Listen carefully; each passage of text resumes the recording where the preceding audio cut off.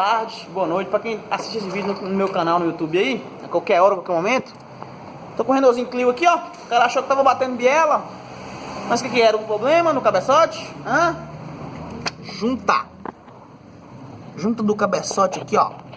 Cortou, passando combustão de uma câmera pra outra. E dá aqueles estralos como se fosse biela. Então é isso aí, gente.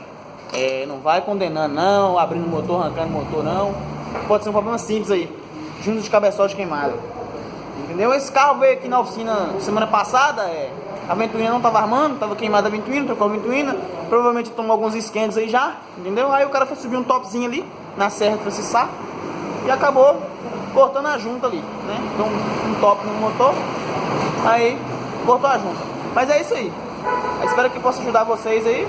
Quando tiver naqueles estralos, gente, dando tipo uns tiros dentro do motor, achando que é biela, um barulho de biela. Não é, pode ser junta cortada. Espero que possa ajudar vocês aí. Dê o like, curta, comente.